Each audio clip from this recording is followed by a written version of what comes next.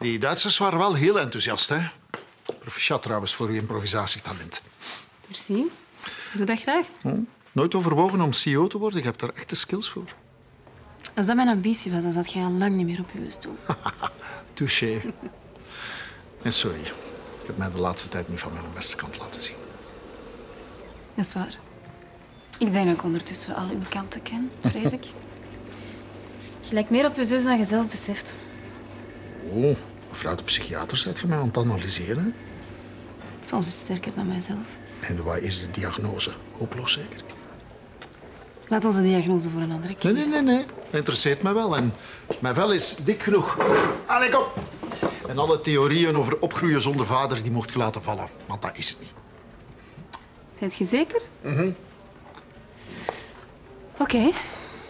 Uw nachtelijke escapades en uw vlucht in drank en vrouwen, dat heeft niks met uw vader te maken. Met mijn bemoeizieke moeder. Of mijn dominante zus. Nee. Doe nog eens een gok. Gebrek aan liefde. Dat komt al dichter. Veronique. Je doet er alles aan om niet te moeten voelen wat er echt scheelt. Juist zoals Amélie. Je verdringt allebei je gevoelens, je stuurt aan op conflict en je vertoont allebei zelfdestructief gedrag. Voilà. Doe dan €80.